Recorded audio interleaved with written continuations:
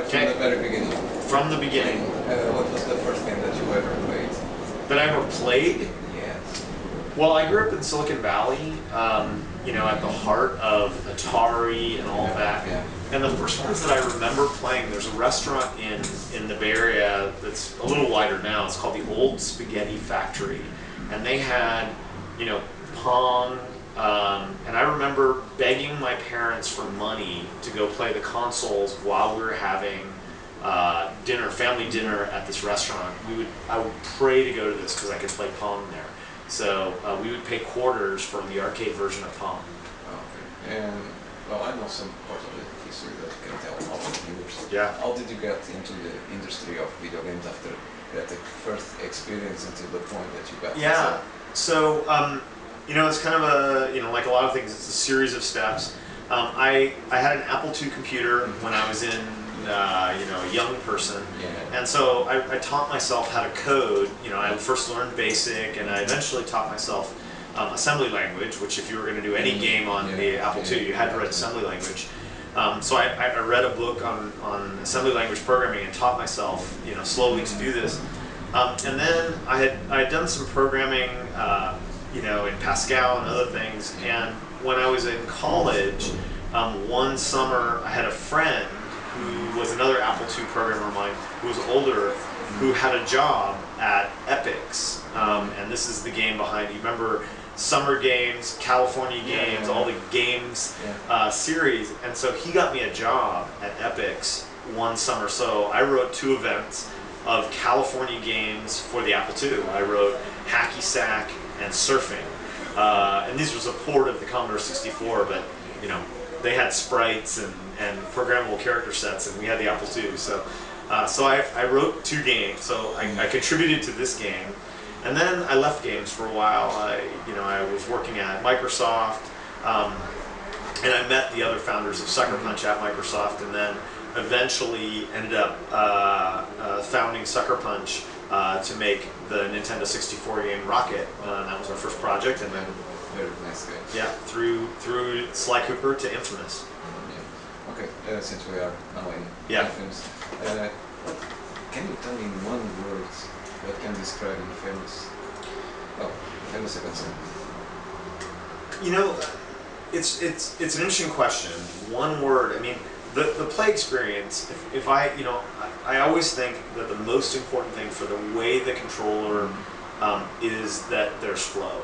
That it's that there's not discernible when you're flow in your movement, flow between movement and gameplay, combat. You know that you're not, and you know you look at the new camera system even and the way the aiming system works.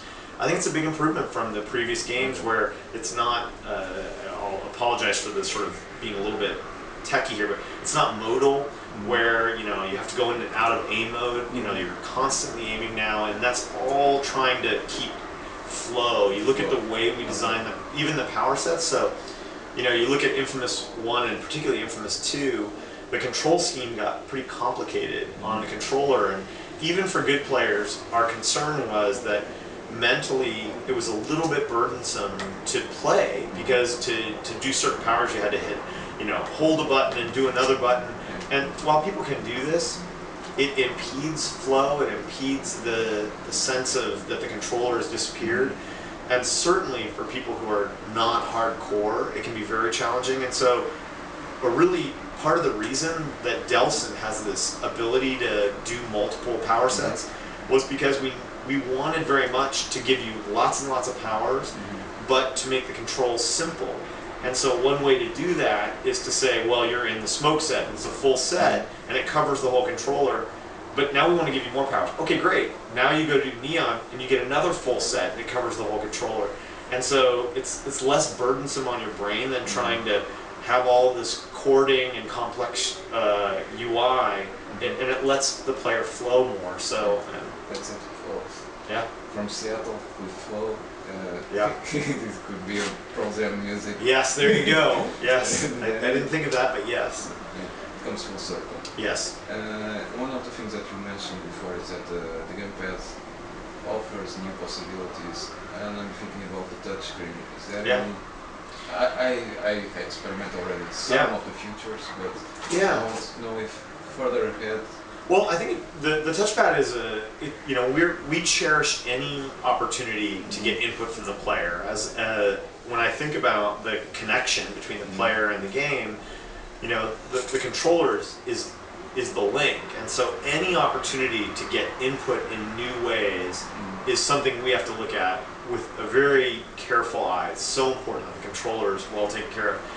And so when we see the touchpad, we think about where it's positioned relative to your thumbs and how it will interact, because we don't want to impede the flow, right? We're trying to keep things moving. And our decision on the touchpad is that it's an important device, but that we don't want to use it in the middle of combat because it's a relatively far reach for your thumbs. And so that tells us when we can use it.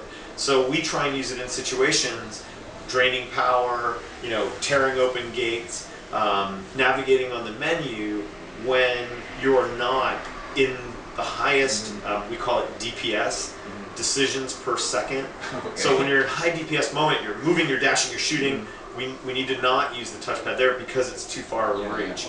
So when you're in a lower DPS situation where we're asking less of the player in terms of input, then it's okay to use it. So if you run over to a door and you want to open it, that's a low DPS moment. So it's kind of I'm not saying it's some genius insight, it's just the terminology we use for this. Now talking just about the story, it's always the classic Joseph Campbell's The Path of the Hero kind of story. Sure. Of course, all these references. Yes. Would you say that it's more than that, or it's exactly that we can expect? First of all, I'm not an expert on Joseph Campbell's story arc, and they're clearly Ty and Nate, the guys who were the primary creators of the story, are vastly better storytellers than me. So probably a question for them as opposed to me. I'm sorry. No, it's okay. I wouldn't want to misrepresent what Joseph Campbell's story is and how. It's a hard question for me to answer. The classic term of the hero that has to go in a journey to discover it. Yeah, no, I understand that at an abstract level, but it's always dangerous when you ask the producer to answer a narrative question that I might be ill-equipped to answer. Okay, do you consider your game to be AAA?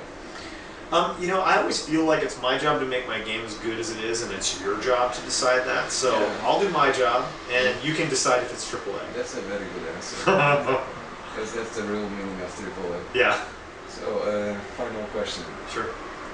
This is very personal, and it's based on James Lipton way of finalizing. Yeah. What is the curse word that you use more often in Sucker Punch? I am probably the most foul-mouthed person at Sucker Punch. Right. And I use the F word almost constantly. It's a little bit embarrassing. It's not embarrassing. I also have 2 young children, and for whatever reason, I have an excellent filter.